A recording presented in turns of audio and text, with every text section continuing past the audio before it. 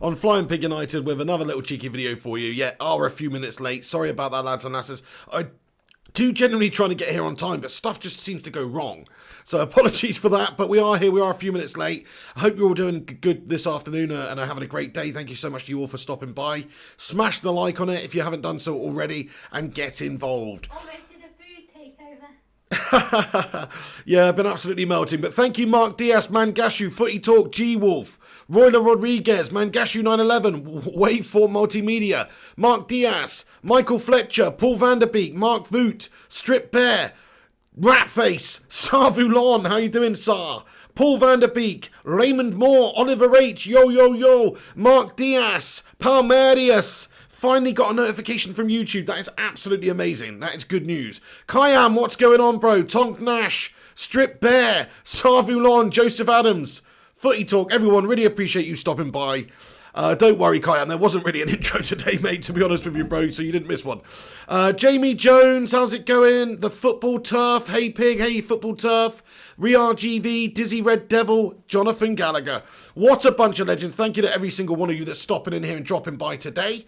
Let's get into it then. We've got a bunch of United stuff to cover. Some of it is legit.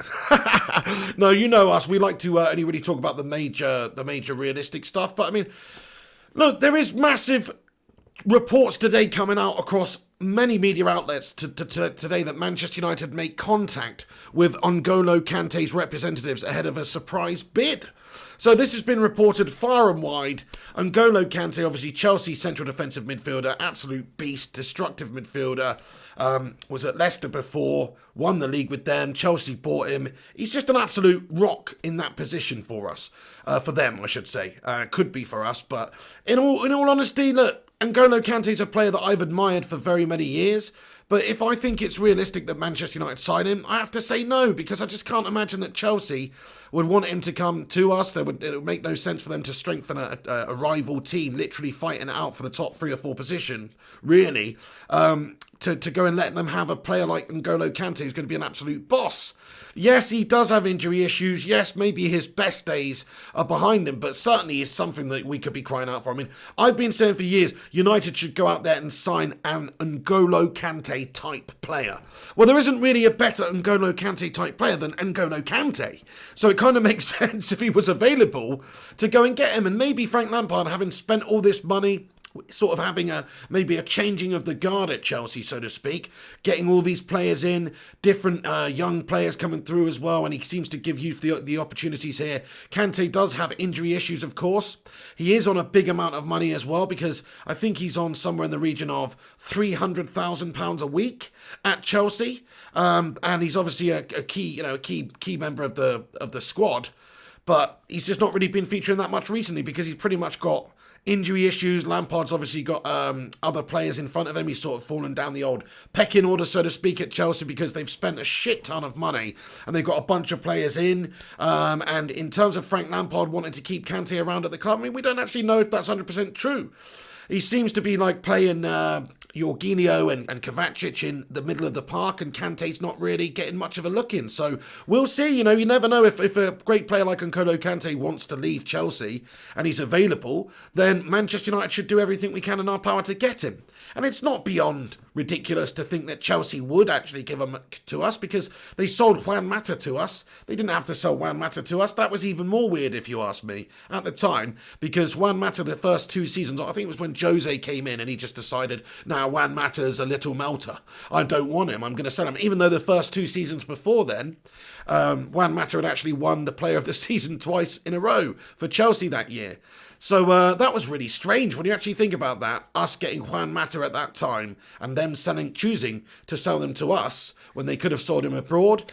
That was a strange one at the time. So if that can happen, then if N'Golo Kanté was to be available and was to be sold, then I guess it wouldn't be that unreasonable to think that it could be to a rival or a fellow Premier League team. I'm sure they'd rather, if they were going to lose a great player like N'Golo Kanté, would rather see him go abroad so he doesn't obviously help any of the other opposition teams out in the Premier League. That's what you would think would happen, but the Juan Mata deal and various other many bloody thousand deals that have happened over the years say otherwise. Sometimes you can, if you pay the money, if you're prepared to get the man, you can convince somebody to come in, and you can convince the team to sell them to you. So very interesting anyway in terms of N'Golo Kanté. I don't know what you guys really think about it. I personally don't think it's that legit. I think there's not really much basis for it. Okay, maybe if the Sancho deal does break down and he's available, and if we really want to go all out and properly strengthen our midfield, then yeah, Kanté, if you got Kanté in there, that would be sick. If you got a centre-back in, that would be sick. If you got a different right-winger, that would be sick. And if you got a left-back Telles, that would be sick. So basically, the worst thing we could do this window, really, is actually sign Sancho.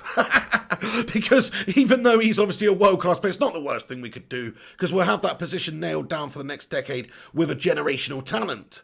Which would be amazing, that would actually be absolutely amazing. It would give us a lot of potency up there. But it doesn't address the other issues we've got in the team, like the absolute gashtastic hole at the back in the centre-back position. Victor bloody Dwindloff flopping around there like a Magikarp, who's never going to turn into a Gyarados, my friends. That's the issue with Victor Lindelof, whereas I'd rather put somebody in there. I don't know where the Pokemon reference came from there, guys, but he does remind me of a Magikarp. All he can do is splash. You know what I mean? All he can do is splash. That's all the guy can do. We want somebody with a bit of rage at centre-back there, So that's what we are hoping for anyway. But look, N'Golo Kanté, would you like to see N'Golo Kanté at Manchester United? If you would like to see N'Golo Kanté at United, smash a 1 in the live chat, lads and lasses. G-Wolf, you mean to wash Mr. P's hair? Why does my hair looks weird all the time at the moment, doesn't it? It's getting too long. You won the hair battle this morning, didn't you? What? Oliver H comments, Kanté is a beast. United need him. I 100% agree. He is an absolute talent. Like, the guy's so good. Lee Lim comments, Kanté to Man United's a dream. Fair point. Erwin Fries says, Kanté? Jamie Jones says, Fook, yes, baby. Riyad GV, yes. Aaron Armstrong, yes. Tom Nash, yes. Oliver H, yes. Football Maestro HD, yes. To be fair, there's no other comments coming in to say otherwise that anybody doesn't want Kanté, apart from Joseph Adams saying, nice one, Joseph, who says, not for £309,000 a week, which is what he's on at the moment. I hear you. He's injury prone. He's not the oldest, is he? He's still got a good couple of years. Let me just get his record up here and just see how long he's realistically got left at the top. I know he's got injury issues, but at the end of the day, he's 29. He's still got many years at the top of this game. You don't just lose your quality. A player like N'Golo Kanté, who's been so good, obviously, for not just Chelsea, but Leicester and France, and really proved himself as one of the best central defensive midfielders in the world, is, if he's available, you should absolutely try and go and get him. But let's just have a look at his information here on Transfer Market really quick. Just see how many games he's played in the last couple of seasons and stuff for Chelsea. He obviously didn't feature as much last year. He probably won't feature that much this year, so maybe he would want to move away. That's the thing. Like, they've obviously got some players in this window. He has gone down the pecking order there. If we look at his 19-20 season for Chelsea, he's played 22 times. That's including sub appearances, but I'm guessing most of those are starts. Obviously, injury issues hampered him there. He scored 3 goals, actually, in those 22 games. Not bad for a CDM. He's a proper defensive midfielder. That's what I like about N'Golo Kanté. If you want somebody to just sit in front of the back four and buzz around and just completely destroy everyone there, win the ball back and challenge everyone and get your team attacking, he's the man. He really is, I love players like that, whether it's your Roy Keane or whatever. You could just sit him in front of the back line and he's just going to completely marshal and defend that whole part of the pitch for you. So that's what I love about N'Golo Kanté. He's a one-man wrecking crew in the centre of midfield. So I would absolutely try and get him if he was available, but it's just, I don't see them letting him go to Manchester United right now, a team that finished one position above them last season. Why would they help us out? Unless we're going to prepare to pay the money. But it's not a United sign in this one. What that means is it's an old United signing. What the hell's that playing in the background there? Yeah, what was that? I don't know. What the hell was that? I just heard a But anyway, shout out to you all for stopping by. Sorry, I got derailed there. Some weird shit started playing in the background.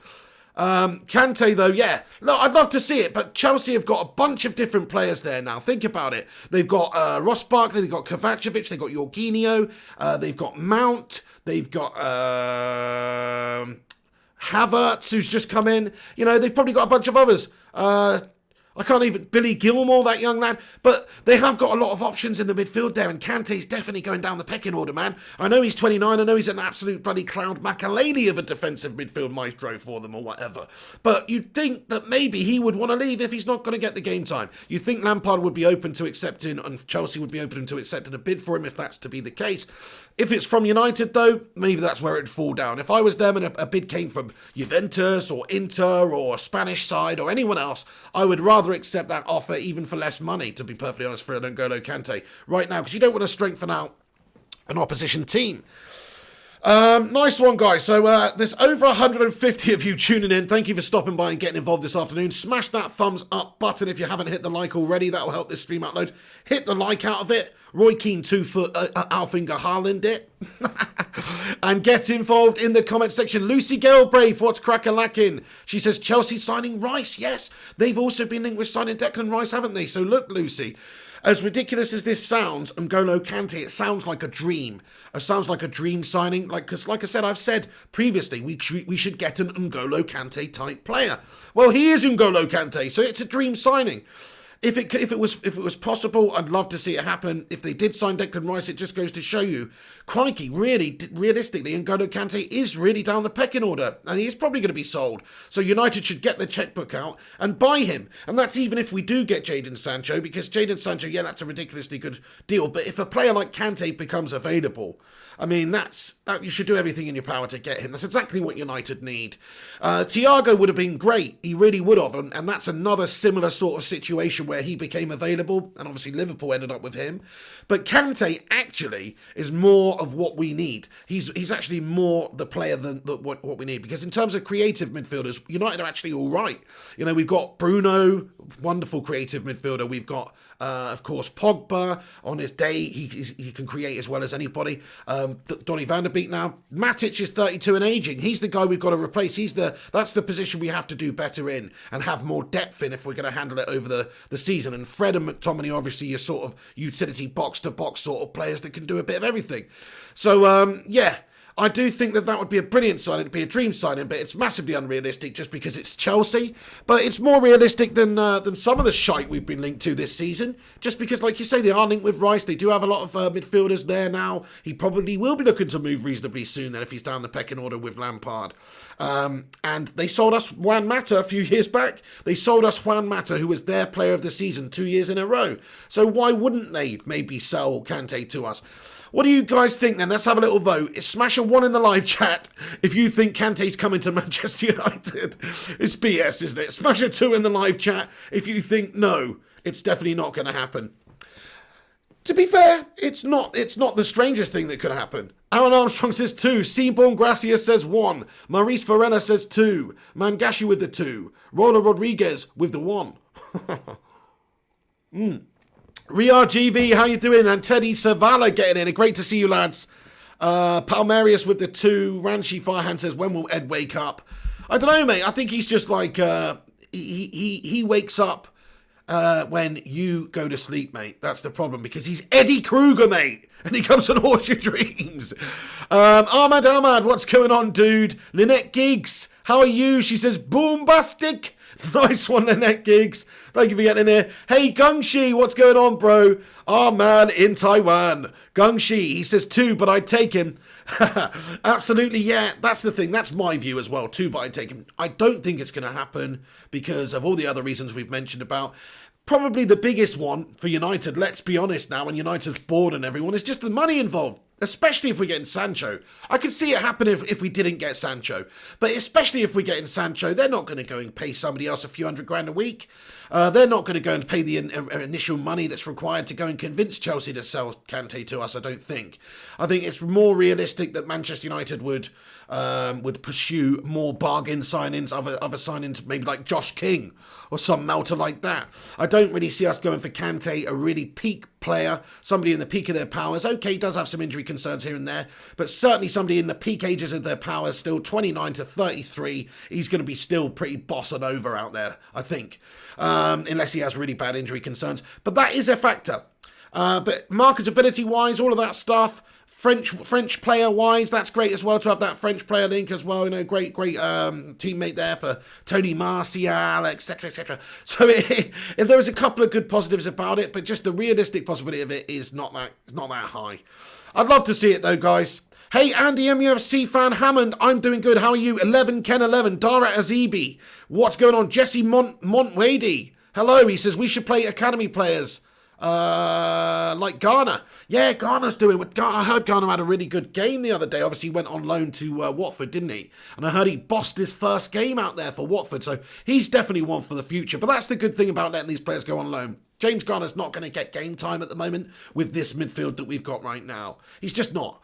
Whereas, like, you can argue there is something good about promoting youth and having those players coming out of necessity, because if we didn't have necessity last season at United in some of the striking positions, we wouldn't have had Mason Greenwood burst on the scene like he did. So there's something to say for necessity. Same goes for Rashford when LVG was coach, actually.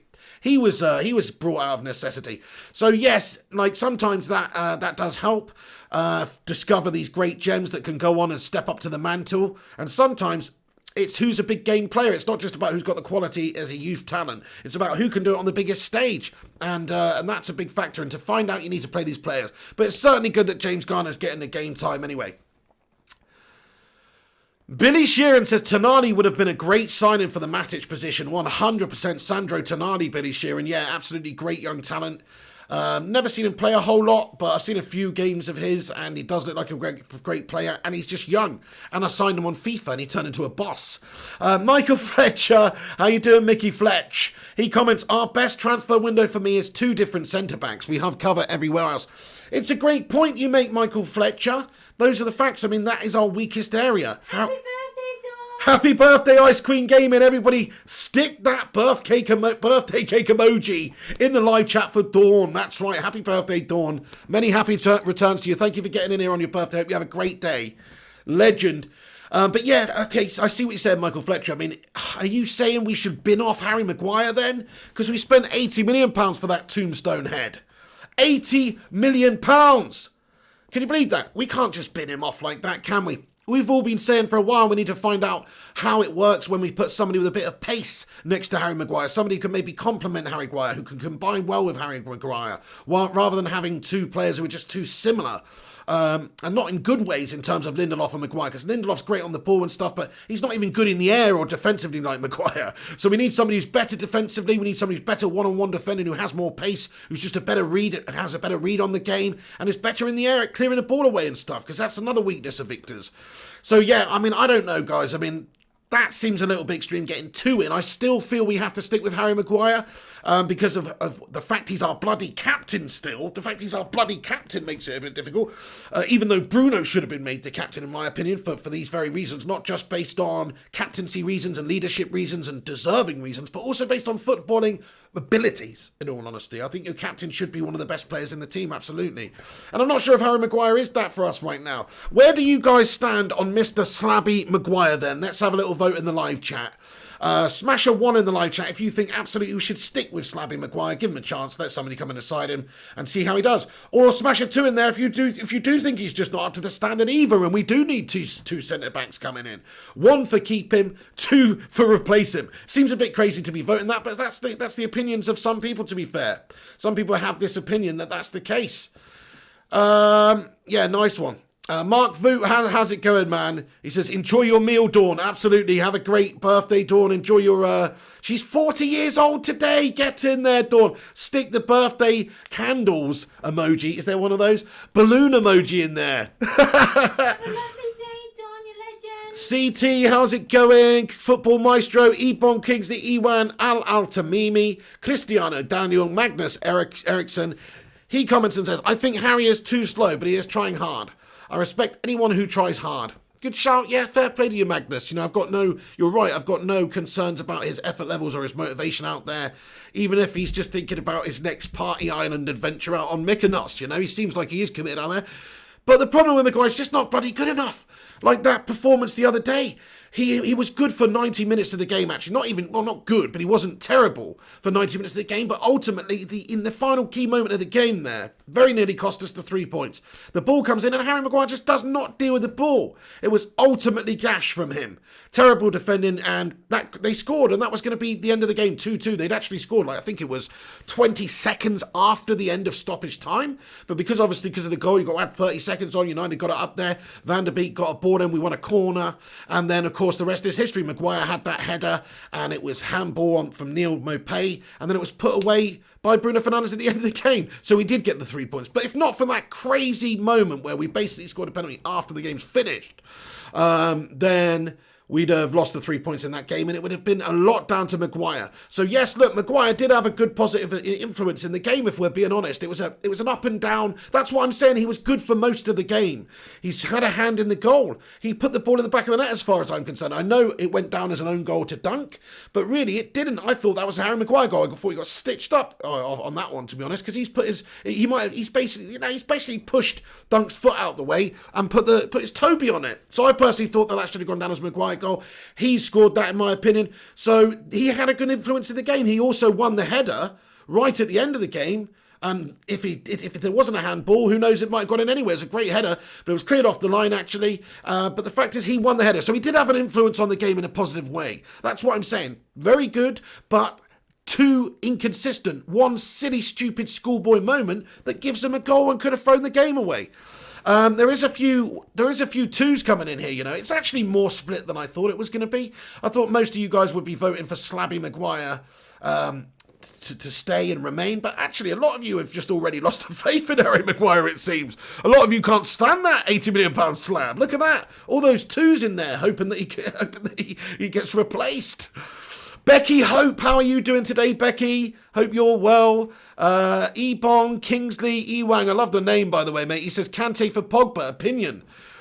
Wow, Kanté or Pogba, lads and lasses. That is interesting. My opinion on it, though, if you're talking about who's actually the better player, certainly in the Premier League, you have to go with Kanté. He's just done more. But they're completely different players. Obviously, Kanté is that defensive, destructive midfielder, and Paul Pogba was supposed to be that creative, box-to-box midfielder. So they're totally different midfielders.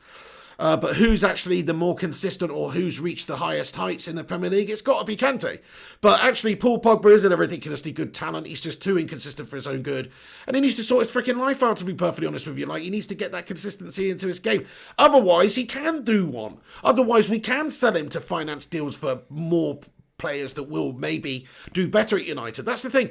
Pogba's a 70 or an 80 or 90 or 100 million pound player, however much you value him in this current market, is somewhere high like that. He's on big money, but he's worth a lot because he's so marketable, so commercial, he has such a huge following, and on his day, he's an absolutely amazing player. But there is a big problem with Paul Pogba. He doesn't have that day very often. No, he's cojones shriveled up out there too often on the pitch. When we need him being really, really full of beans out there and doing the business and looking up for it, he just dawdles and treads water and just becomes a passenger in too many games. That was the same the other day. It was the same the day before or the game before. And look, I understand he's actually not to 100% fitness, so I'm not going to say Paul Pogba's written off and he's terrible this season. No, I think once he's 100% match sharp again, whenever that may be, I think he's still going to be a great asset to have in the team because he's still a creative genius, really. He's still got a range of passing that not many people in the world can actually match. Like if you look at Pogba's range of passing, his abilities on the ball, he's as good as anybody. That's what's so infuriating about Paul Pogba, the fact that he doesn't do it regularly because he's got all the tools in his box to do it, but he still ends up doing a piss poor job of it.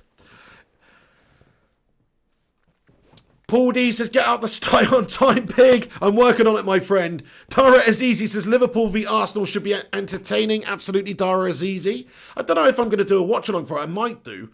I don't know. Maybe not. Absalom Williams says, Pig, remember Vidic was not so good when he came in till he partnered up with Ferdinand, so I think you get the right partner for Harry. That is a great comment, Absalom Williams, and I hope you're doing well today. Yeah, you have to say that is a big factor. Think about that. If you have the right partner, if you have somebody you're on a similar wavelength with and you can build up a great relationship with, that's half of it, really. That's why you see a lot of these defenders, and look at Sheffield United last season. They didn't concede many goals, and they obviously played good defensive football. That's why they finished so high there. And it's not because they've got Maldini and bloody Roberto Carlos at the back. No, it's because they're very organised. They've got great communication. They work really well as a unit. They work really well as a team. They have a good understanding with each other. They've all got certain attributes that they're good at and that they bring to the table. And they all understand each other's attributes and they play to each other's attributes and they work together. So I think that's something to be said for that. United just need to get a good centre-back partnership together. One for the ages, one that can stand the test of time. One that can be the next United partnership at the back for the next 5 years. That's what we need. We've tried it with Victor. It didn't work. I mean, I'm doubtful with Eric Bailly, to be fair. Did you see Eric Bailly as well? When he came on the pitch, he had a hand, actually, in that goal. He didn't clear it away either. He's had a fat mare at the end of the game. He was only on the pitch for a bit. He should have started ahead of Lindelof, but should he have done, though? Bailly might have been all over the gaff. Who actually knows? Real GV says, get a centre-back, and if possible, Kanté too.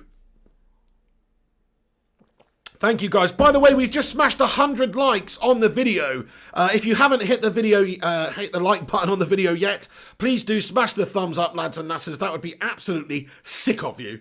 Please do leave the like on it if you haven't done so already. That will boost us up the old search. Appreciate every single one of you that does that. And if you want to, give it a share on social media as well. That would be absolutely awesome. Appreciate it, guys. Gungshi says, imagine Kanté, Pogba and Bruno. Magic. I can imagine that, Gungshi, and I think you're spot on. I mean, that's another good thing about having Kanté in the side. That connection with Paul Pogba. And also, you know, Marcy on that French connection. Not that shitty clothing, but it's not it's a bloody expensive one, but I've never bloody owned any of that shitty clothing brand. But not that one. I'm talking about a different French connection. I'm talking about Pogba, Kanté, Martial. Oh, yeah, maybe we should try and get Upamecano as well. You know what I mean? You know what I'm saying here? Because then we've got a French spine, my friend. A Lespine. Is that French for spine? Probably not. A Lespine. It sounds like it could be. A Lespini. I'm going to have to search it. But we need a French spine, my friends. Got a good spiny today. French for spine. Sorry, I just want to see what the French spine would be. What if it was spiny? Lespine. No, I don't know. Hang on. What is it? Spine, it's pronounced, what is it? I can't, why can't I translate it? Look it up for me, Nicola. You're my translator. Look it up for me. I haven't got time for looking up these things. She says, a Lespine. Probably is, I don't know. Oh, Becky, hope that is not good, everybody. Hey, stick a love heart emoji in there. All different colour variations, please, for Becky Hope, because she's not feeling well and she is in bed. I hope you feel better soon, Becky. Seaborn Gracias comments, Aaron Wan-Bissaka, Upamecano, Harry Maguire and Rafael Guerrero at the back. Yeah, absolutely, but I would love it if we had a little bit of the French spin. Big God Bob comments, the gravel just replaced the slab head in the front lawn, pig. What does that mean? Either way, appreciate it. Yeah, but I agree with you, Gunshi, though. Imagine that midfield, though, in all honesty. Pogba, on his day, let's be honest now, on his day, and it would actually help that he has that connection. That's what I'm saying. He has that French connection from the national side. With Kanté, this is somebody that he won a World Cup alongside with. So you'd think they'd probably have somewhat of an understanding together. It does make a lot of sense. I'm sure they'd like playing with each other. It's awesome if we could get Kanté in, but it's not that realistic. That's what it is in French. A colonne vertébrée, yeah? A le colonne vertébrée. It would be great to have a non-gash tastique. A French, a colonne vertébrée. You got a messed up colonne vertebrae. I have a sacre bleu, my colonne vertébrée is le gash tastique. But anyway, yeah, there you go. Thank you, Gungshi says, la colonne vertébrée. That sounds like something else, like you're getting some sort of colonic irrigation on the go or something. John says, I'm going now for my birthday meal. Thanks for the birthday wishes and see you on the next stream, Pig and Nicola. Legend Ice Queen Gaming, have a great day. Enjoy your day. Happy birthday. Happy 40th, Dawn. Have a wonderful day. Legend. Shanawaz Khan, what's going on? Shanawaz, he says, it would be amazing to have Kanté, but highly unlikely. Good shout. Let's have a little vote then in terms of percentages. What percentage do you think that it's possible we sign Kanté? You have to bear in mind that he's a Chelsea player. You have to bear in mind he's on huge money. You have to bear in mind he's injury prone. You have to bear in mind Chelsea would rather him go abroad than certainly go into a rival team. So there are lots of different factors. I'm going to say I think it's about 18%. I'm going to be honest with you. And that is not very good, is it? I'm not ruling it out completely because we signed Juan Mata after he was their player of the season 2 years running. So I'm not ruling it out completely, but I'm just going for 18%. Mikhail Jum, how's it going? 25%. Shanawaz Khan, 1%. Valibav Kumar, 10%. Mangashu 911, 19%. John Angle, 20. Marv Hunter, 5. Jonathan Gallagher, 10. Gungshi's feeling optimistic with 20. Tom Knash, even more so, 25. Raymond Moore, 0%. He's pessimistic on this one. Henrik, 2000, 5%. Mark Voot, 0. Savulon, 0. Maurice Varela, 5. Ria GV, 5. Nanette Gigs, 20. Palmerius, 1. Kayant, minus 100. I'm not sure if you're working out, you understand how these percentage things work. Okay, I'm my friend. AM Ahmed, 15%. QT, 5%. Thank you, guys. So most of you, yeah, I think we're all on the same camp there, really. I think all of us think it's highly unlikely because of the reasons we've talked about, because of the fact that he's a Chelsea player and they finished a place below us last season. Would they want their swashbuckling defensive midfielder going somewhere else? They are doing different things. They have added a bunch of players to the ranks. Lampard seems to prefer certain other players over N'Golo Kanté. That's just that seems to be the fact at the moment. So may well be leaving if an offer comes in, but I don't know if it will be to United. It would be surprising if Manchester United had the cojones, if that human potato and that absolute bloody melt job judge were able to bring anybody into this football club of N'Golo Kanté's stature. It would absolutely flabbergast and shock me to my core.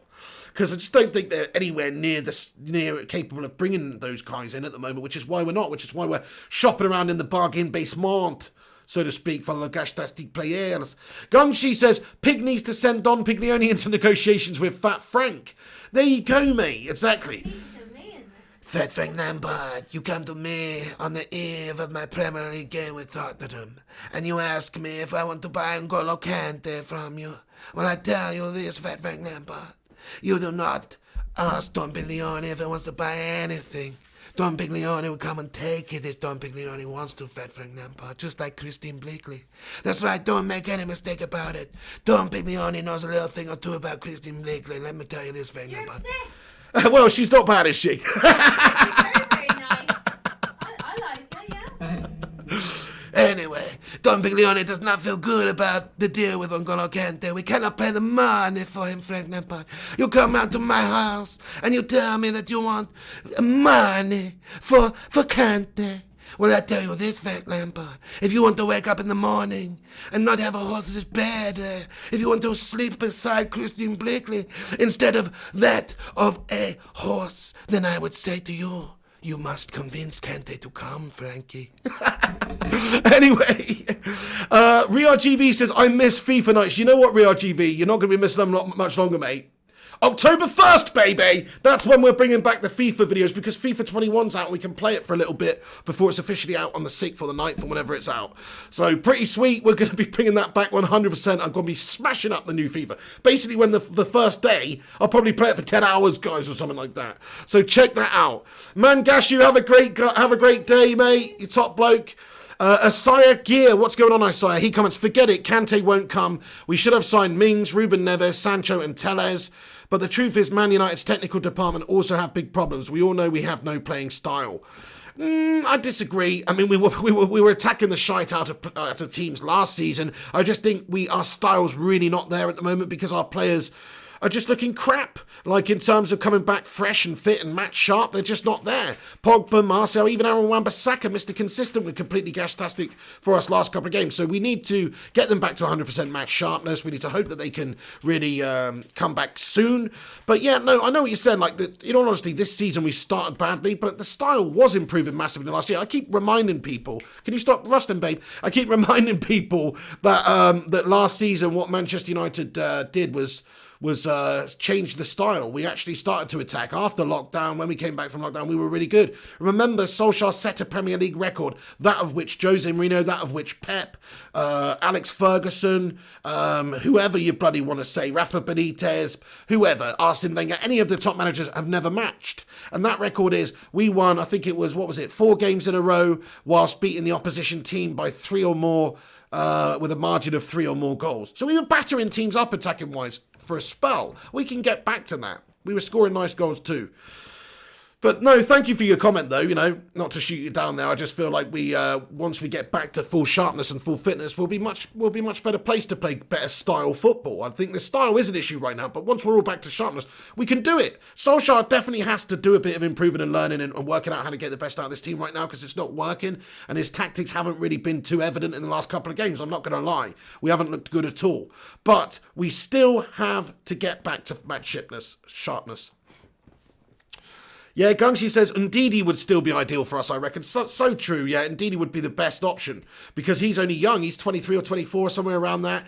And he's like the new Kanté. And he's a bigger version of Kanté. He's more physical than Kanté. So Ndidi, to me, is that future star DM in the Premier League. He really, really is. And I would love to get him. But again, United, we're not going to get him because we're just too much of bottle job merchants in terms of investing and having the confidence and having the ability to bring these players in.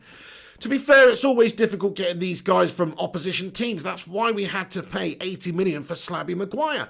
We'd probably have to pay 80 million, if not more, for Wilfred Ndidi, and it would be this long drawn-out saga, this big battle, because ultimately Leicester don't have to sell. Leicester probably don't want to sell. Leicester right now are top of the bloody league. Leicester right now, they were challenging us for the fourth spots, top 4 spots last season, and very nearly got it. If it wasn't for that win last day of the season, who knows? So they're right up there, and they're going to be wanting to keep hold of all of their players. This is a team that's won the Premier League before. They obviously do have ambition there. It's obviously very sad that their owner passed away a couple of years ago in that helicopter crash outside the stadium and stuff like that. But he set up the club there with a legacy, basically. He set something up quite special there. He loved the club. He invested in the club. He oversaw the club correctly. And it seems like they're going in and continuing in that same vein. Because obviously they're progressing. They're progressing. They've got a good manager who plays good football. And they make decent signings. They only sell when they absolutely have to sell. And they get good money for it these days. I mean, with a player like Jamie Vardy, I mean, let's just all have a little laugh at City again yesterday. I know he's getting on a bit, Jamie Vardy, but you know, he's an absolute goal machine. They're going to be up there scoring goals and in and around challenging this season for sure. They've got a really good team. Do you want some of this? No, thanks, darling. Nice one. Okay then, lads and lasses, let's get into the rest of the transfer news. Thank you so much to everybody that's stopping by and getting involved here. So we've covered Kanté. We know it's a little bit... unlikely, I suppose you could say, and it is unlikely, but still, I hold out the hope for it. But I do think that would only even become a reality and a possibility if Manchester United failed to get Jadon Sancho. I think maybe then you might just see United spend a bit of money to try and get some other quality in elsewhere. But no, I really don't see us getting N'Golo Kanté. So yeah, right then, let's talk about the other news of the day then, folks. Massive shout out to you all for getting in here. Smash that thumbs up button if you have not done so already, lads and lasses. That would be sick of you. Thank you very much. So then, in regards to Andreas Pereira, let's just give you an update on Andreas Pereira. Looks like he will be joining Lazio hopefully in the next couple of days. Fabrizio updated obviously late last night saying Lazio have offered a loan move with a buy option to Manchester United for Andreas Pereira. MUFC are open to loaning him out, but there's still no agreement about how to share his salary. So that's the issue here. Like we've talked about this whole time, even though he's one of our crappiest players, I don't know what he's on actually, off the top of my head. It's probably like £80,000 a week or something like that, which is a ridiculous amount to pay for Andreas Pereira, to be honest. So I don't know how much percentage-wise we're going to have to end up paying him, if any. And it's also understood that Lazio are working to sign Andreas Pereira on loan with an option to buy for €15 million. So there were some reports coming out yesterday to say that, Nicola, what are you doing? Yeah, well, don't. I mean, are you serious? That's making so much noise. I'm trying. Yeah, it's just off-putting. Really off-putting. Anyway, yeah, it's very bad. Lazio are working to sign Andreas Pereira on... The microphone might not be able to pick it up, but I can hear it. Lazio are working to sign Andreas Pereira on loan with an option to buy for €15 million. There is still distance between Lazio's offer and Pereira's requests. Lazio also need to sell Felipe Caicedo to make room in their squad. So this is another report from today. So it's not 100% yet this Andreas Pereira deal. We're hoping that it's going to happen in the next 24 hours or 48 hours and you can get a little medical done and it's going to be agreed between the two clubs. But as far as we know right now, they're still working on it at this moment in time. So Pereira on loan with an option to buy for 15 million euros is the latest. Yesterday there were some reports as low as 10, as high as 27. We shall see what goes on there, guys. But what do you think about Andreas Pereira? Would you keep him at the club this season? Billy Sheeran says he's on 70k a week and they only want to pay half. Mark Voot says 70k a week. They only want to pay half. That is absolutely gash, isn't it? They only want to pay 35 grand a week. And have Lazio fallen that far? They only want to pay 30. I know that's a lot of money, but 70 grand a week, they should be covering at least 50 of that. Like, okay, I can understand us paying him 20k to go pay for them. They don't want to pay more than 50k.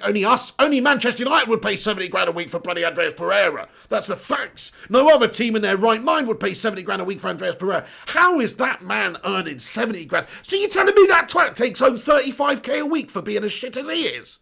Takes that home?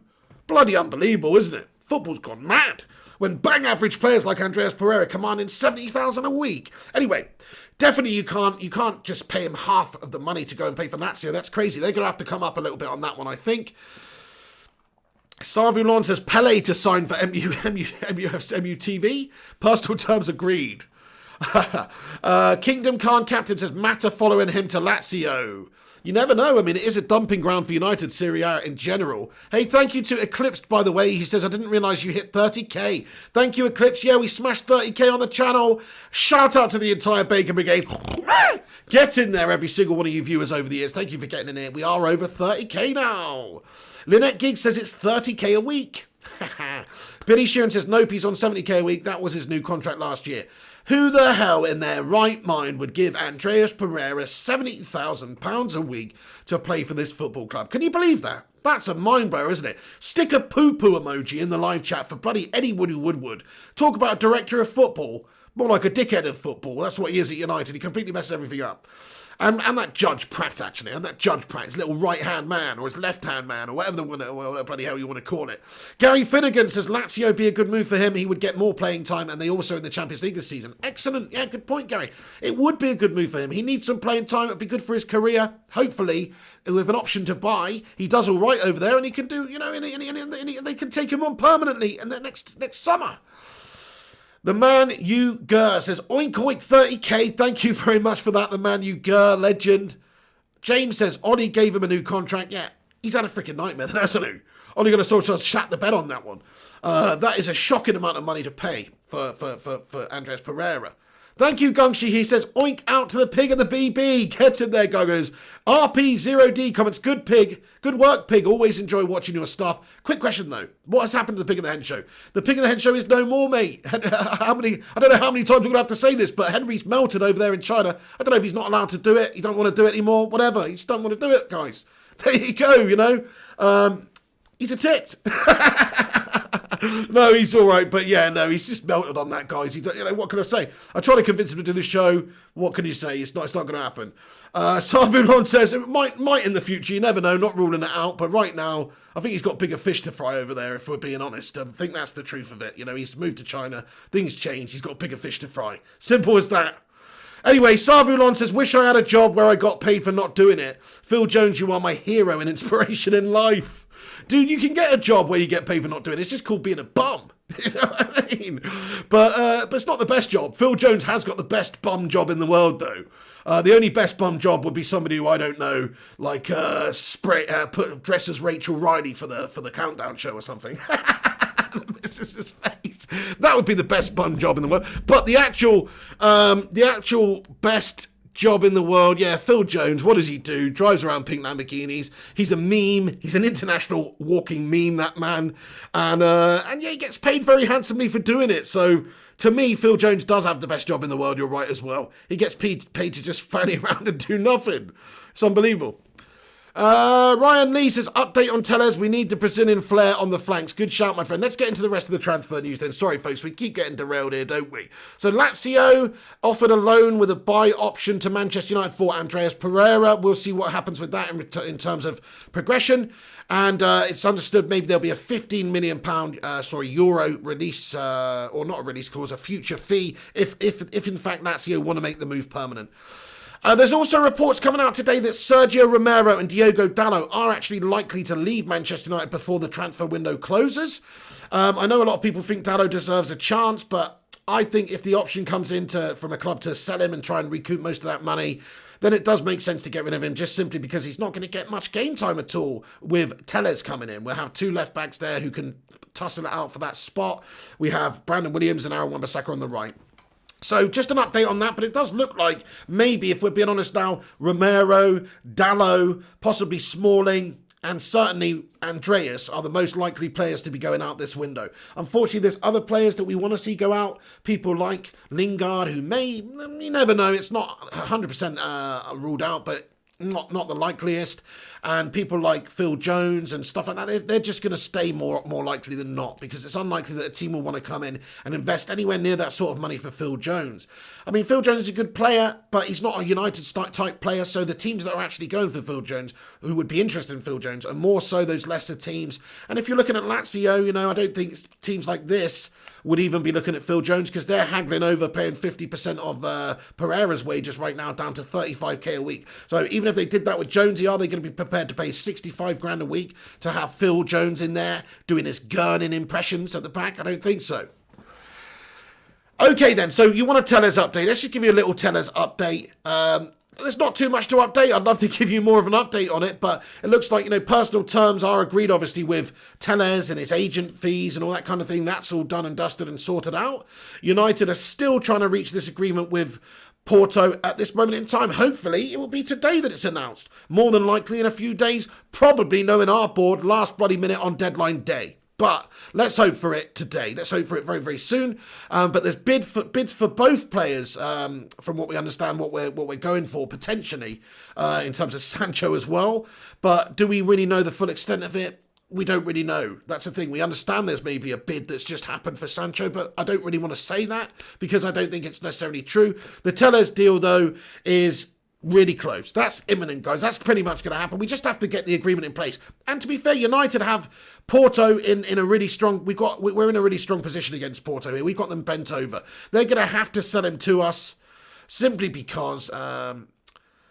they're going to have to sell him to us. There's not a lot left of the window. So if they want to get some money for him or let him leave on a free in January, or not January, but agree personal terms with another club and leave at the end of next season for nothing, they're going to have to sell him now and get some money back. United are the only club that's really come in with a concrete offer at this stage. That's why we are doing this. That's why we haven't met them at 20 million euros. Why pay 20 million? This is Woodward and Judge for you. Why pay 20 million euros when you could just pay 15 in 5 or 6 days' time? Even if there's only one game to play. And to be fair, you can't really argue with that logic. Other than the fact that it ill prepares us and doesn't give us deep of a squad for that game or the lift that we need for that particular game. Brighton and, of course, Spurs, if we don't have him by then. So that's the argument. Save 5 million euros, save 5 million euros and get him a week later, or spend 5 million euros and get him a week earlier. So you can understand it. That's what they're doing. That's how they roll. So it wouldn't surprise me if it does go to the end of the window, just to squeeze it down a little bit more. What do you guys think? Let's have a vote. Smash a 1 in the live chat if you think we're going to get Telles before September ends. Wake me up when September ends. Yeah, you know it. Anyway, yeah, so wake me up when September ends. Does he sign? Smash a 1 if we sign him before the end of September. Smash a 2 if you think we are going to sign him before the end of the window, though. Strip Bear says before the end of the window, Fozzie Aussie, what's going on? Fozzie Aussie Aussie! Oi, oi, oi! Ruddy can't game, how are you doing? He says, making phone calls that are important. Are you talking about you, or are you talking about Matty Judge and Ed Woodward? Because they should bloody be doing that as well, Ruddy. But I hope you're good, man. Billy Sheeran with the 2, Tonk Nash with the 2, Lynette with the 1, Ranchi Farham with the 1, Kyan Banahashan with the 1, Yin Surgeon with the 2, Ago Kelly with the 1, Oscar Bartholomew with the 2, Peter Coveney with the 2, Gungshi with the 2. So yeah, I think it's fair to say most of you think we are going to get Telles, just not in the next few days. It's going to be one of those where we drag it out again, fanny around, dilly-dally, take a bloody eternity to get the deal done. But you can't really argue with the logic. 5 million euros is a lot of money, really. And if it's going to be the difference between a week and getting him in now and a week, you just get him in a week, don't you, and save 5 million. That does kind of make a lot of sense. I'm not really criticising that. I just think they should have got him ages ago now, before the games even began. That would have made more sense. and then it would have been justified. Because if you spent that 5 million extra and got him at the start of the season, when we had, let's say, of course, the Crystal Palace game, you had that League Cup game as well against Luton, you had the game against Brighton. It's like, if we'd had him for those games, we could have actually, who knows? The boost we had afterwards, Luke Shaw came out and said that stuff about the team needing players. If we'd have got, it could have just been a little boost. I'm not saying we'd have beaten Crystal Palace, but that's what you do. You prepare yourself for the new season. We didn't do that. It would have been worth potentially spending the extra money then to get him, but now it's not. Now you might as well just wait and hold on. Yeah. Corrupt Recordings Hard says, I do think Bailly will come good. Absolute psychopath. You're right, dude. He is a nutter at the back there, my friend. He's a lunatic. Proper Norman Bates jobby at the back there. Yeah, that's you. No, you're Norman Bates' mum. But anyway, yeah, so the thing is with Norman Bates, though, Eric Bailly at the back. He is a little bit of a psycho, and he does get himself into trouble. He does flail. He does get sent off. He does injure himself. He does injure opposition players. He does injure his own teammates. He's a reckless lunatic at the back, but he's got great defensive abilities. If he can rein it in, I do think Eric Bailly is going to be the absolute nuts for us. But let's see. He's got to rein it in first. We can't have another calamity at the back who's just all over the gaff, giving away penalties, and he can't be doing that. Seaborn Glacier says our main priority should be centre-back. I agree. TJ Vincent, he comments, Pigman, we need Telles, Kanté, Sancho, push right on. Yes, mate, imagine that. I mean, okay, we haven't addressed the centre-back position, but let's say we did end a window, just hypothetically here, with Telles, Sancho and Kanté. Oh my God, that would be absolutely amazing. Now, I'm not saying that's going to happen. That's BS. We're not going to get Kanté. But you never know. We got Juan Mata. Stranger things have happened. Stranger things have happened. Okay then, so let's get on to the rest of the news. It is being reported also maybe that Porto are not sort of waiting for an offer from Manchester United here. They need to find a replacement, so they're going to go and have a look for somebody else, basically, possibly. That's what's being reported, even if they don't get the satisfactory offer right now. So that further sort of implies that this deal is going to get done, but that's only one report I've seen there. Lazio close to signing Andreas Pereira on loan as well. Okay, next transfer news then, lads and lasses. Man United. There's some information coming out now, you know, that Manchester United have actually been linked with a potential private meeting already. Matt Judge. This is all just speculation at this moment, folks, but just take this with a pinch of salt. But Matt Judge, somebody posted this on Twitter at 7:14 a.m., right? Today. Quite interesting, and it is this. It's had a lot of shares and likes, but it could just be BS, so I don't want to make a big thing out of this. It could just be BS. But there is a plane. This is the same plane that Judge took to Amsterdam to finish off the VDB deal. It was used to head to Dortmund and back to Biggin Hill, London, over the weekend. So quite interesting. So it's gone from Biggin Hill, London to Dortmund over the weekend. It's exactly the same plane and number as the one that was used to go to Dortmund, to go to Ajax to get the Donny van der Beek deal done. Now, that could just be absolutely bullshit, and this could just be a made-up tweet, so take that as you wish. But actually, I'm looking at some publications who are actually directly using this. There's some, you know, not the best publications here, but some of the rags up and down the country on their websites, they have got a story about this too. Man United fans believe chief negotiator Matt Judge may have already travelled to Dortmund in an attempt to sign Jadon Sancho. United have been linked with the Bundesliga star all summer, though are believed to be reluctant to pay the £108 million price tag. So because he's had this link, a United fan tweeted pictures of 2 flights and claims that the same plane of the images was used to Judge to conclude Van der Beek's transfer. Now, this could just be fake news at this stage, guys, so I just wanted to bring it up, though. I don't know if any of you have got more context and more information in the live chat. But quite interesting, guys. Very interesting. Yo, Mayat Wang, what's going on? He says, our defence is so terrible. You're right about that. You're right about that. It is absolutely la terrible, you know, to quote Anthony Martial. We should get that French connection in there. I'd be loving it. It'd be absolutely a boss-tastique if we could get Martial, Kanté, and of course Pogba all firing and all going. I think that'd be sick. But it's probably not going to happen, folks. Right then, also other Manchester United link, just to give you a bit of more context, it's also been reported today in various outlets that Manchester United have now held transfer talks with Napoli striker Arka Diaz-Milik, who is also wanted by Jose at Tottenham, it's understood. So we'll see, he's 26-year-old, we could be looking to get him in as a potential replacement for Ighalo as a backup in the future, because obviously Ighalo is not going to be here beyond January, more than likely. And Harry Kane at Tottenham obviously is needing a backup, so maybe that's why Spurs are also interested in him. He's valued around £28 million.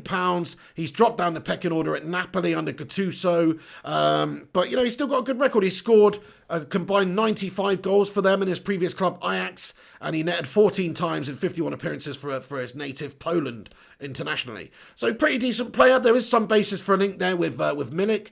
What do you guys think about that? Smash a 1 in the live chat if you'd like to see Milik coming in. I personally wouldn't, actually, because I think that if we just got a great right winger, then that would free up Greenwood to be that proper mantle, take over that mantle and be that number 9 backup for Martial for the next couple of seasons. I mean, that'd be brilliant. So we should hopefully try and do that, I think. That way we'll develop Greenwood a little bit more. Seaborn says yes, they'd like him. Waka says no. Jonathan says no. Nice one, guys. Over 300 of you tuning in now. Let's see if we can smash up to 200 likes on the video. So smash that thumbs up button if you have not done so already. Much appreciate you all for getting in here. Shout out to all the Bacon Brigade around the globe. How are you, Mrs. P? Say hello to them today. Hey, everyone. Mrs. P says hello, everybody. Yeah, legends. You're all a bunch of legends. Really appreciate it, guys. Thank you for getting in. I'm very sorry for rustling. Oh, it's so annoying. It's so annoying. She's rustling there like Russell. When I'm trying to speak. It's fine, it's fine. Anyway, I'll get on to the rest of the news, though. Thank you, everybody, for all your warm messages recently as well, because we hit 30,000 on the channel, and we got a lot of nice messages. I don't know if I've responded to you all, to be honest with you, but there's a whole bunch of you I just want to say thank you to. And I can't really say thank you to you individually, but I will just say thank you to you all as a collective Bacon Brigadier force. You're a bunch of heroes, guys. Honestly, I love the lot of you. Thank you. No homo. Anyway, let's go. Realist AC with a super chat. Thank you, dude. He says, "Here's supporting you, G. Hope you're well. You too, chat. Love heart. Nice one, Realist AC. Smash the love heart for Realist AC and for this brilliant community. You're right, man. What a great, you too, chat. Hope the chat's all good today. And thank you so much for that, Realist AC. What a realist, man." Jay Preston says, "Hi, Pig recap." I will do a recap very soon, actually, Jay Preston, but I'm just going to get through the other little tidbits and stuff that I've got first, and then we'll do a full recap, and then we'll get into the comment section and have a little bit of a Q&A too. Transfer news, Jonathan Gallagher. Ryan Giggs is definitely not coming back also. Ryan Giggsy, I don't know if you could say that. Give it Giggsy to end of the season. If Ole Gunnar Solskjaer got sacked, I bet you Giggsy would be on the list of people to take him over. Well, no. That's what I mean. Okay, anyway, Ace, here we go. This is what we're talking about. Norwegian journalist calls Hague to Milan rumours as he confirms Man United interest. So, of course, there was a player that Manchester United were linked to, Jens Hague from Bodo/Glimt. As some reports are suggesting we're interested in him. Some young lad, I think. But AC Milan was supposed to be close to signing him. But it's been reported that Milan are keen on landing him. But at this moment in time, they're not actually closing in on a deal for him. This is, I don't know how old this is, actually. I've just realised this could be a couple of days ago. Forget that. It's a bullshit link anyway. It's just a young lad we're linked to, I think, Hague. It could be a good signing, but ultimately it's not really big news. Paul Van Beek, so Mr. Pig, where did you meet Nicola? I met her at college, mate. Yeah, I met her at college. And then also on Plenty of Fish about 8 years later. 10. On plentyofgash.com it was, actually, sorry. No, Plenty of Fish. Anyway, sorry about that. Okay, Surgeon, let's have a little talk about this real quick, because this is quite interesting. FC Augsburg, tweet of the day potentially, I don't know, but FC Augsburg, obviously German team, have come out. They played Dortmund and they beat them, didn't they? And they came out and they put on their social media at 2:04 today 4 pictures of their defenders defending Jadon Sancho off the park, and their caption to go with it simply says "United in Defence." And all of the 4 pictures are Jadon Sancho. and up against all of their defenders, right? So obviously they're united in the defence, but what a funny tweet, like cryptic tweet. They just put Jadon Sancho in all the photos, and it just says united in defence. I thought that was pretty cool from FC Augsburg there, just to put that in there. Shout out FC Augsburg and their social media department. That United family, how you doing? He says plenty of cash for food's sake. Yeah, plentyofgash.com. Anyway, that probably is a thing, actually. Don't go on it, though. I don't know. Probably is. Probably is. You would know. I wouldn't know, actually. I wouldn't know, you know. Come on, it was Pornhub playing in the background. It's from Australia. That was for research purposes. Anyway, Shivam Kashyap says, do you think we should go in for Tariq Lamptey? Seems a bright future talent. Yeah, maybe. Maybe, obviously, Brighton. Yeah, good young talent. Maybe. Maybe. At this moment in time, he's not somebody that really whets the appetite. I'm more focused on who can do it now, more so. I know we are planning for the future big time. But yeah, yes, absolutely. I think he's a really good young talent, so absolutely. So do you know this, lads and lasses? Check this piece of information out as well. A little bit of news for you. It's not really news. Everybody, you could find this out, but it just came to my attention today. Do you know Manchester United are spending £600,000 a week, actually £595,000 per week on goalkeeper salaries alone this year? So you've got, 375,000 or potentially 350 to 375,000 a week on David De Gea. Dean Henderson's on £120,000 a week. Romero is on £70,000 a week. And Lee Grant is on £30,000 a week. Oh my days. 30 grand a week for Lee Grant. I mean, what the hell, man? That's preposterous. He did play a half of football for us once. He's never bloody played. He's preposterous. Lee Grant should be anywhere near this team. I know he's just a backup and whatever, but even so, pitiful career, man. Go and play for somebody, for Pete's sake. But Sergio Romero, though, the reason I'm bringing this up, because that's £30 million a season, over £30 million a season that United are spending on goalkeepers' wages, right? Which is madness. So what do United need to do there, really? We need to get that down. If we want to strengthen elsewhere, you probably can't be spending 600 grand a week on wages for goalkeepers. That's mad. We've got Dean Henderson, David De Gea. Look, those two, that accounts for 500k of the budget right there anyway. So that's mad. I don't know if that's the case. I do kind of think that maybe they'll be looking to move David De Gea on in the next couple of seasons just because of the amount of money he's on and the fact that Dean Henderson's coming through and could be a potentially great keeper also. So maybe De Gea won't be here for much longer after 2 more seasons, I personally think. Plus he'll be like 33 then. I think a goalkeeper, realistically, you can be great until you're 38, 40 even, like Edwin or Buffon or whatnot. So it's not, we'll see. I hope David retires here. I really do. I hope that he has a season like some of the great seasons that he's had. And he convinces all the fans, he convinces everyone that he's changed, he's back to his best. And he just goes on and retires here. I hope that he keeps Dean Henderson out the team. I hope that he's good enough that you cannot justify playing Dean Henderson. As sad as that is for Dean Henderson, I think that would be great for United. If that means that David De Gea is doing fantastic, then that's ultimately what we want. But that is a huge amount of money to play just for goalkeepers. Marius Prime, how you doing? He comments, Flying Pig, I don't think we can take Kanté in the first 11, only as a sub. I think he gets in our first 11, to be honest. Especially when Matic goes in a year or two when he's older, because Kanté's 29. He's still got 3 or 4 years at the top himself. So I think definitely Kanté will be in the first. If we even could sign Kanté, which we're just talking about for fun, really, because there's only about a 10% chance it could happen. Chelsea would much rather take a deal for Kanté from a foreign club rather than see him go to a rival that's battling it out for top 4. That's the biggest factor for me. They're not stupid. But they did sell us Juan Mata, actually. So maybe they are. Okay, yeah. Nick Milisev. How's it going, Nick Milisev? He says, yeah, Grant can go. Thank you very much, Nick Milisev there. Yeah, I think Lee Grant should just be going to try and play for somebody else, like lower down and actually play football. He's got a cushy job as well. Imagine earning 30 grand a week. Most people on this live chat here right now, myself included, really, probably earn that less than that in a bloody year. You know what I mean? So it's kind of like, crikey, Lee Grant's getting paid 30 grand a week to do what he does. That's mental.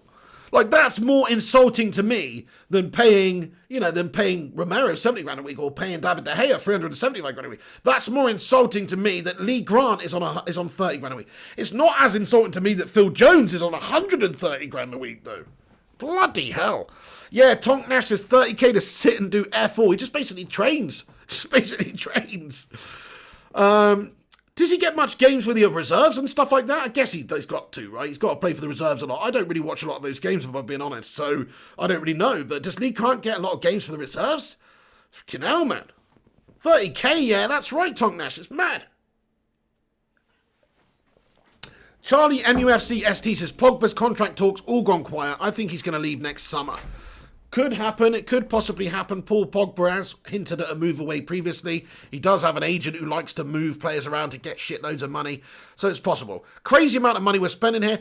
Here's also some information about Phil Jones. Maybe United will try and get him out of the football club by paying some of his wages this summer. We'll see what goes on with Phil Jones. I still think it's very unlikely that he leaves, but I would love it. I would love it if we just committed to getting all the deadwood out. And yeah, it's going to cost you a little bit, but I'd love it if we committed to getting the deadwood out. Are you all right, babe? Bloody hell. Tripped on my Ethernet cable. What a fiend. You're lucky the stream didn't go dead. Okay, anyway, let's have a little chat about the rest of it then, lads and lasses. The rest of the news, then we'll do an update on what we talked about in this video, and then we will get into the rest of the your comments and stuff like that. So, let's just talk about this. Super chat is there. Sorry, I missed it. Let's have a look. Oh, thank you very much there, Ian. Is it Ian97 or Ewan? How do you pronounce that, my friend? You're going to have to spell that one out phonetically for me. Is that Ian? Ian97? Anyway. He comments, you are probably fed up of hearing about it, like myself, but what's your opinion on the Sancho deal? Goldbridge says it's 90%. I'm not so sure. It's definitely not 90%, no. No way. You know what's a good indicator, really? The bookmakers. Have a look at the bookmakers. The bookmakers do not like losing money. Why would they make the favourite thing to happen by a considerable margin be that he stays at Dortmund? It's not so everybody can put a bet on Jadon Sancho at 2-1 to join United and make a shit ton of money off of the bookmakers. No, it's not. It's because that's the most likely thing to happen, really. And there's a lot of factors for that.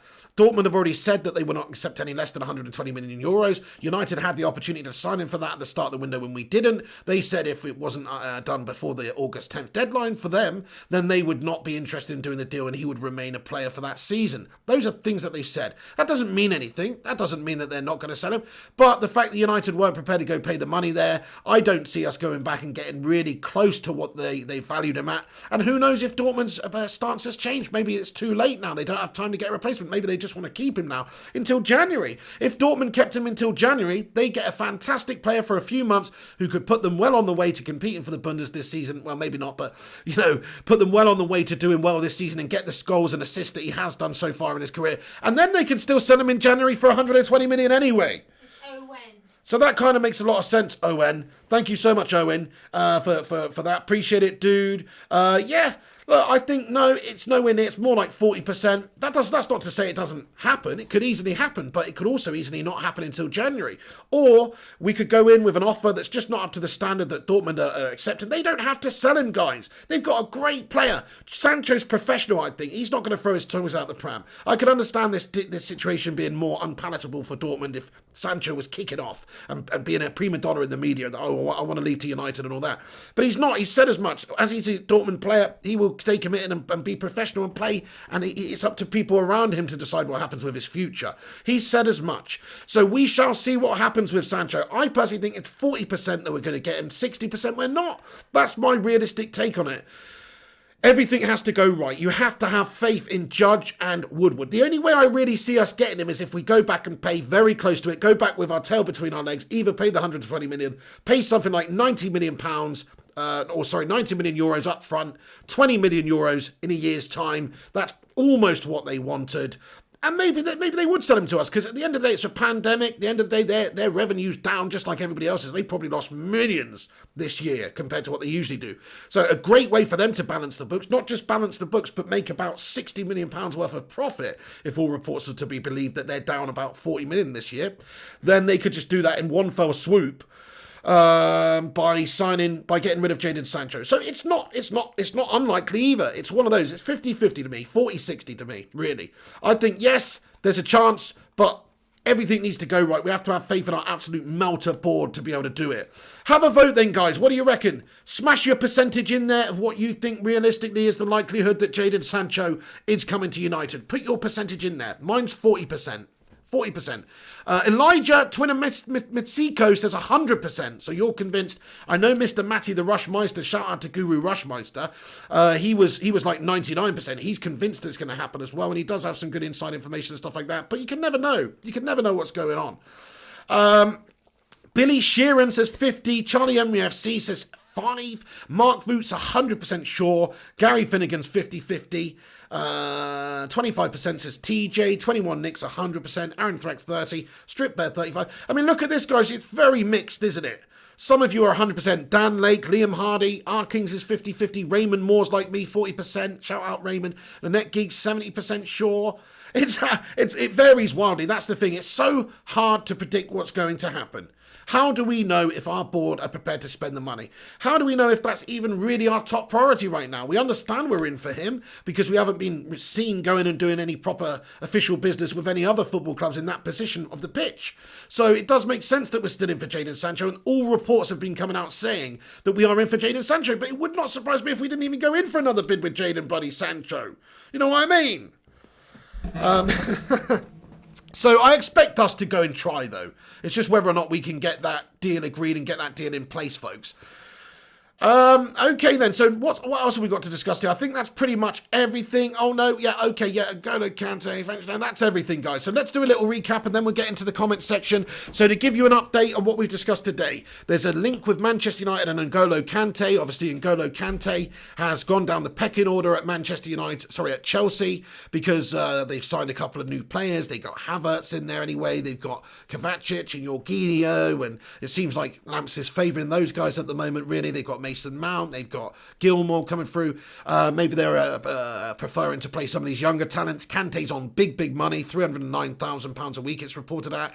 He's also injury prone. He's also coming to the end of his career as a 29-year-old. He's still got a few years at his peak, though, in my opinion. As long as he stays relatively injury free, he's still got a few years at his absolute peak. So he's still young enough, he's still good enough. Kanté would be a target that Manchester United should absolutely try and get if he's available. You never know. I mean, if he's surplus to requirements there at Chelsea and he wants to leave and get first-team football, I'd imagine there'd be a host of clubs around the world that would be interested, from your Barças and your Reals to your Juventuses and your ACs and whoever. I'd imagine, and your Bundesliga sides, I imagine most teams would be interested in N'Golo Kanté if he became available, which is why I think the most likely outcome would be that he goes abroad. Chelsea would much favour move abroad than giving him to a rival in the Premier League. But if United were prepared to pay that extra little bit more money, if he was available, to bring him in, then that could work too.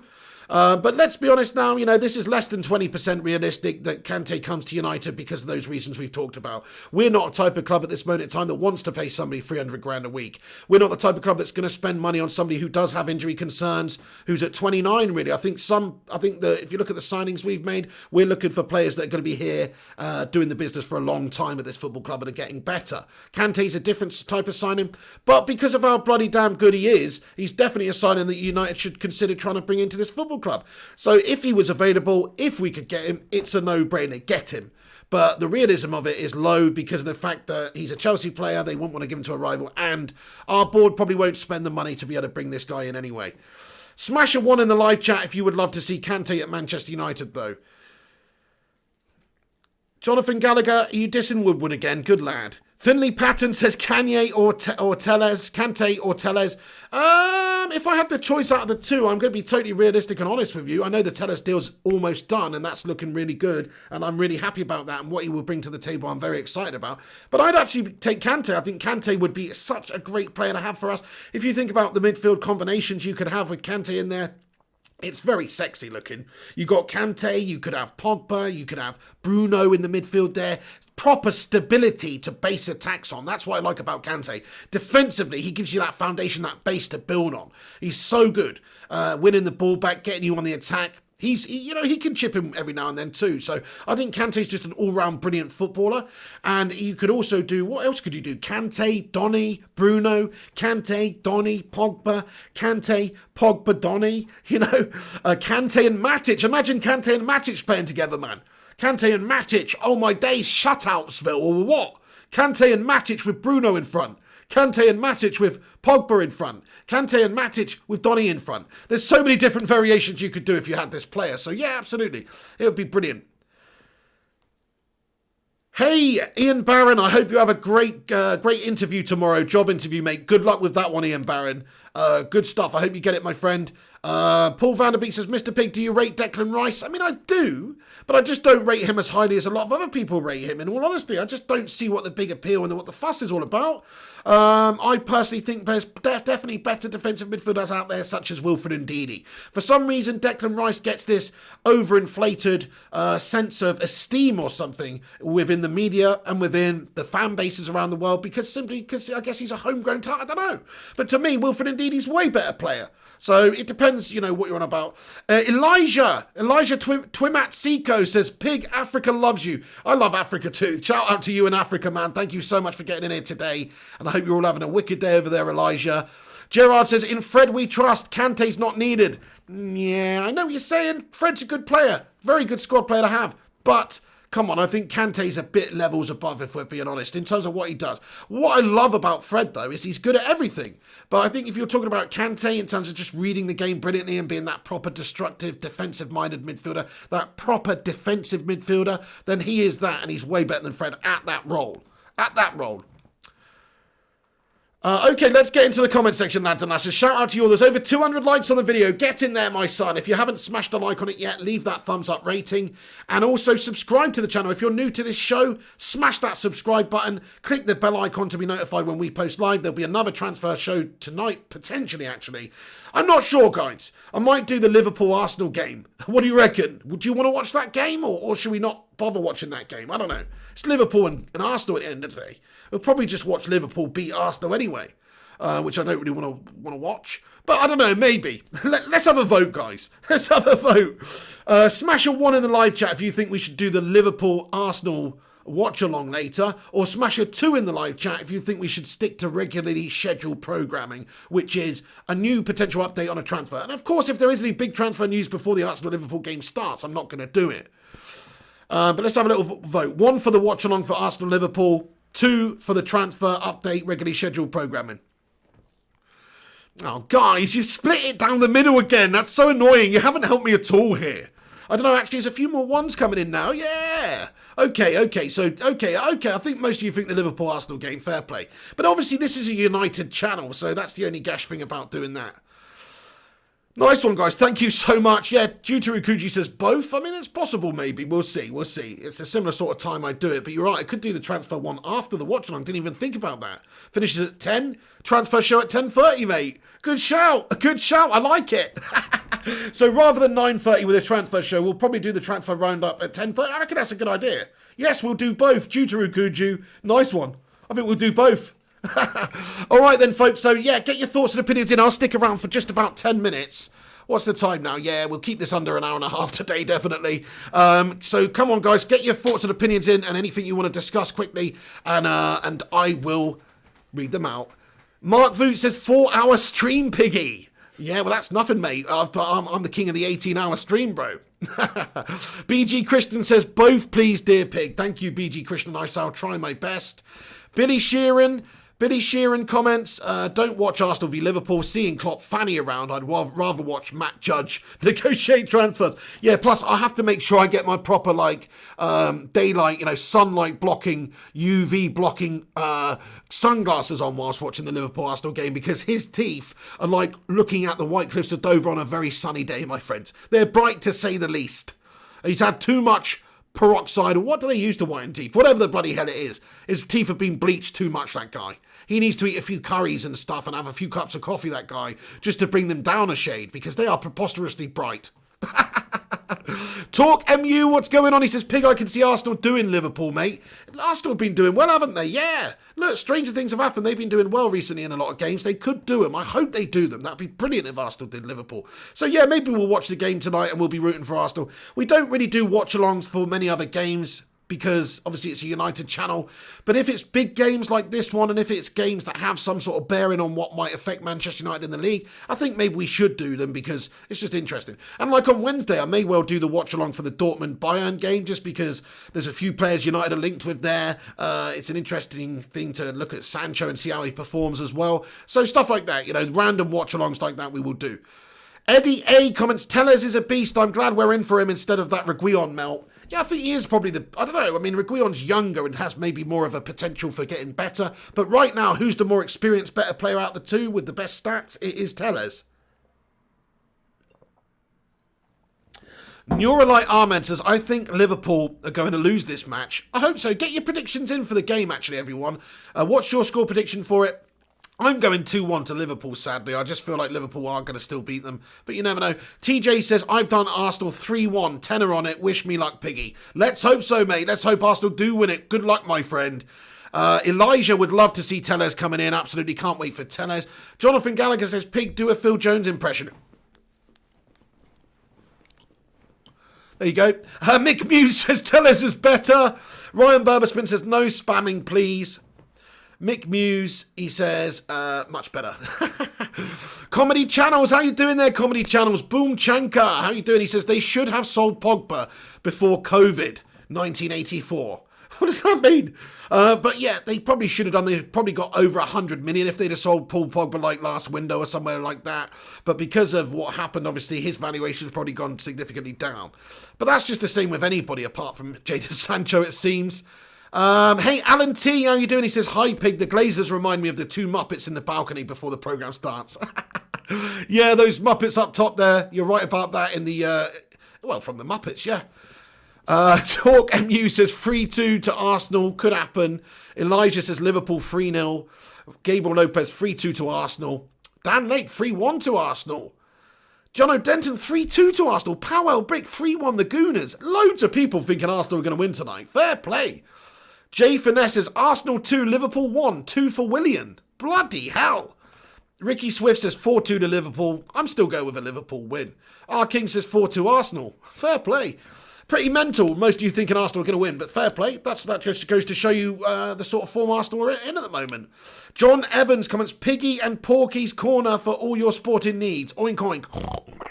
Thank you. Hey, Wallace Moncroy Stewart, you absolute don. How are you doing, Wallace? Great to see you in here today, mate. Hope you're having a good day. Thank you for getting in here, stopping by. Neuralite Ahmed, what's the matter, Nicolini? Are you okay? Oh, sorry, you just went like that. What's up? Anyway, sorry, I thought you were reading a response to a comment or something. No. Oh, right. Mad Animal says, if we don't get our targets, fans shouldn't harass Woodward at his home. That's not right. Safely protest outside the London offices if you want to get your point across. Fair play, Mad Animal, mate. Yeah, I mean, look, it's not the right thing, especially with somebody who's got kids and stuff. Imagine an angry mob of people with fireworks and flares coming to your house when you're trying to sleep of a night with your kids in the building. You would be furious, mortified, upset, whatever. It would be one of the worst things you can imagine. But we do have to make our voices heard. I'm not justifying doing that at all. Peaceful protest, absolutely. I would say, even if you go outside the bloody gaff, as long as you're not putting fireworks into the property or throwing anything to the property or damaging the property in any way, then it's kind of pretty cool. But actually, no, you can't go to somebody's personal home and do that. It's just totally wrong. So yeah, outside the stadium, officers, whatever you want to say, that is probably the better place for it, yeah. Jim Joe Bobley says 2-1 the Scouse. Pablo Jones says we need to get a gif of the Phil Jones impression. Some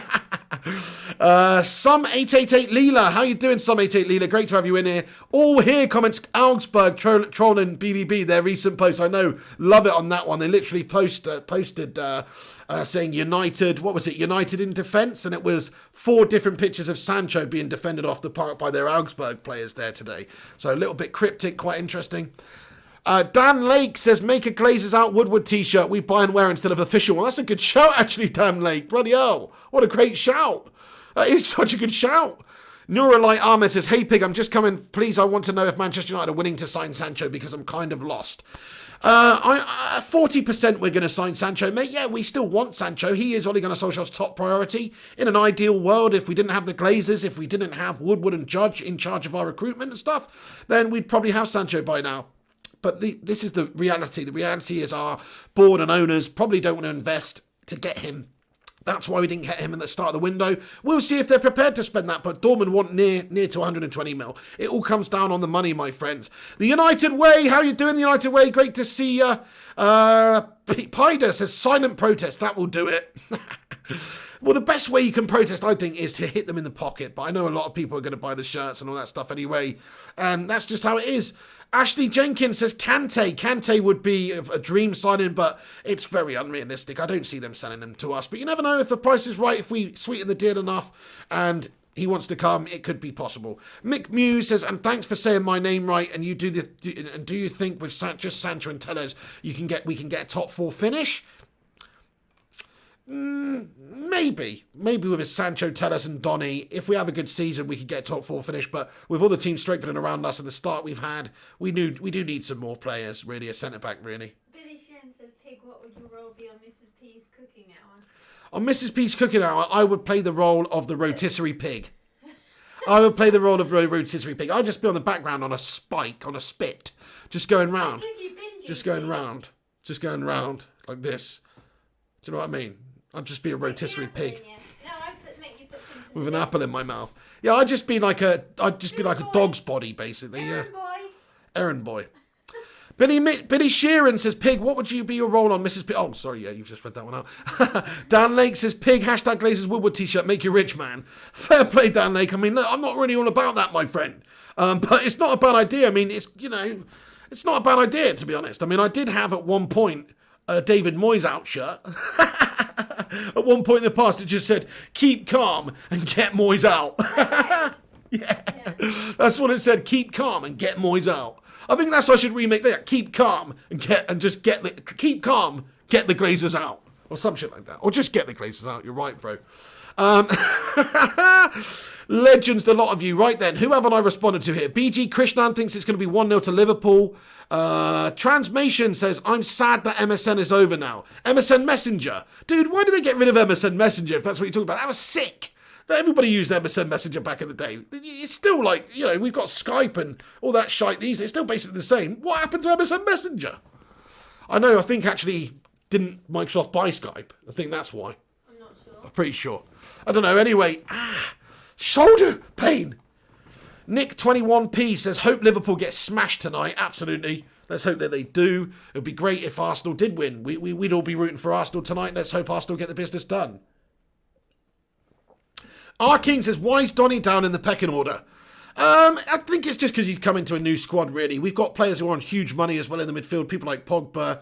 Of course, there's Bruno, Matic. These guys, they're all in there, experienced and have actually know what this club's about at this moment. Donny's, you just got to bed him in, I think. I don't think you want to give Donny too much too soon at the club. But actually, we probably should have done based on Pogba's performances and stuff the first 2 games. Vincent Bullock says, Ed Mern is a... Oh, okay. Jono Denton says, I love wildlife.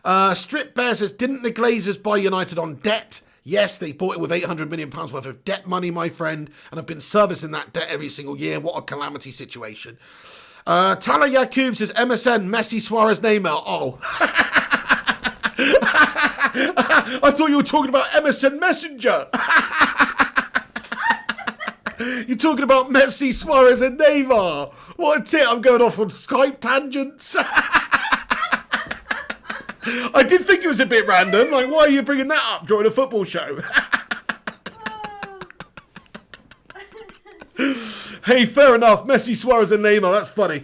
Dylan Gill says, hey Pig, how you doing, Dylan Gill? Great to see you, the Gilly Meister. Gungshi says, Mrs. P. Cake Bandit, massage for Pig's shoulders, Nicola. Yeah, I will do after Gungshi. Absolutely, I've got a terrible lower back as well. And me groin's hurting as well, now you mention it. Zach says, you've gone supersonic. Guys, you might have to just turn your volume down a little bit. Huh? No, it's fine. Mick Muse says 2-2. Neville Littlejohns, what's going on, Neville? Thank you, Neville.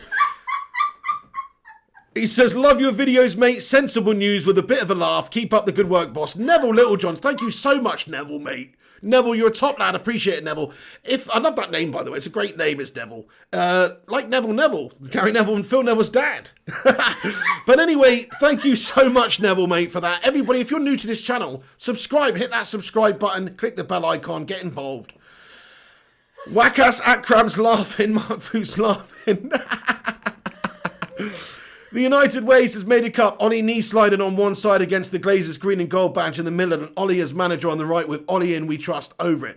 That is sick. That's exactly the sort of thing we should be doing. You know what I mean? Not buying the shitty Glazers merch, but buying this type of bloody merch right now in protest. Absolutely.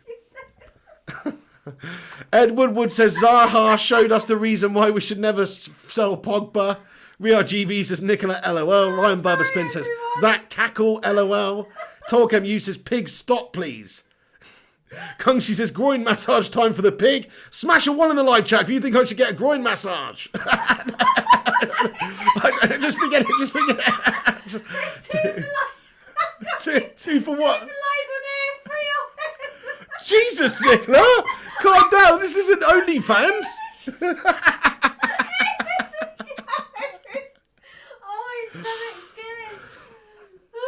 What has this descended into? Gaz Newton says, I fucking love this channel. Oh my God. TJ says, funny laugh. Why is she creasing up? What am I creasing up? What the... Neuralite Ahmed says, I really love Manchester United, but they're really making me cry like a baby sometimes. I hear you, dude. Yeah, get those ones in there. Gungshi says 69, dude. The United Way says OnlyFans coming. Anthony White, you might be right. Mick Muse. She sounds like the Wicked Witch of the West. I'm gonna get you, my pretties, and your little dog too. I've heard that before. I'm sorry, everyone. Sorry. Oh.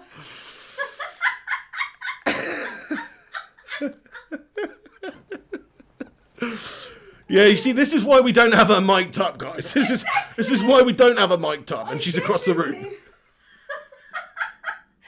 making me laugh, Joe. Yeah, you know it. I've got all wheezy now. Oh my goodness. Hold on a sec. Anyway, nice one, guys. Okay. Hey, thank you, every single person that's got in here today. Talk MU, Mark Voot, Neuralite Ahmed, all here, said Pig Hub. Pig Hub, there you go. Anthony White, Tala Yakub, Pork Hub. Yeah, the United Way says Pork Hub. Nice one, guys. Hey, I'm going to wrap it up there, folks. I just realised we are actually over 90 minutes now, so that's gashed. We try to keep it under... Actually, we're around about that. We're doing all right. No, we are just over 90 minutes, actually. Gashtastic. Okay, then, folks. Thank you, Peter Coveney. Mr. Cheerlek, by the way. He says, hey, Pig, do you think that Kanté could sign for Man U? If you answered that before, then sorry, I just joined the live stream. No worries. I think there's about a 15-20% chance Kanté could come. Stranger things have happened. We signed Juan Mata from Chelsea on the back of a player of the seasons that he had there, and that was strange. Jose came in, decided he was surplus to requirements. Similar things happened with Frank Lampard here in a way. He's maybe not surplus to requirements, that's probably a bit crazy to say, but he's gone down the pecking order a little bit there at Chelsea, so it's more likely than it was a week ago, that's for sure, or a few weeks ago before Chelsea signed these players, and he seems to be favouring Jorginho and Kovacevic, and also, you know, they've got Mount, and I don't know if Kante's going to play that much, so if he wants to play, he might be looking to move away. We shall see. Yeah, Gungshi says, pig in a rush to get that groin massage. You know it, Gungshi. Thanks for the comments, everyone.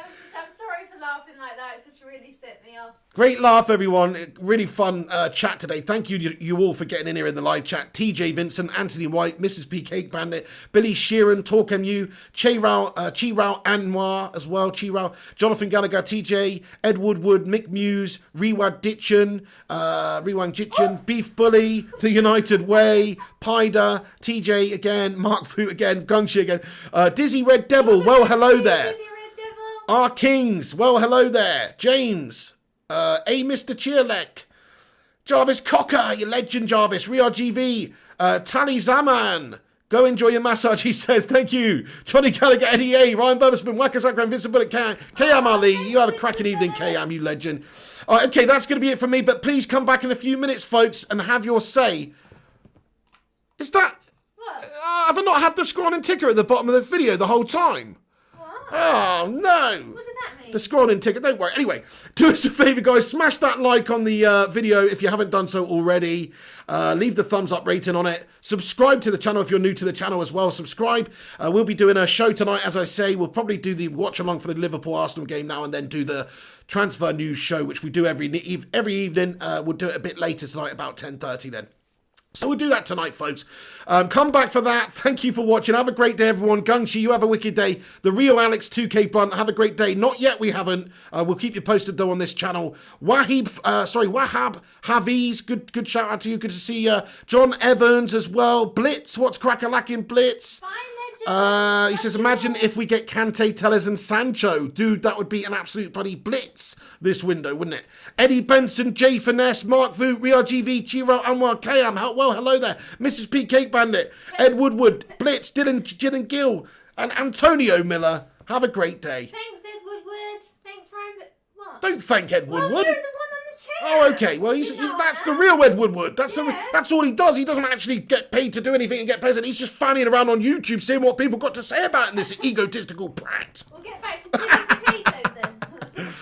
Legends, get back to peanut potatoes, Eddie Woodward. We'll see you soon. Thanks for watching. Have a great day. Nuralite Ahmed, Jay Finesse, and Mark Vu. Well, hello there. Billy Sheeran, talking to you. That's going to be it. Smash a like. Check out the social media channels in the description. Click the links in the description. Follow us on Instagram, Facebook, Twitter, all that good stuff. And check out the website, flyingpigunited.com. Massage incoming.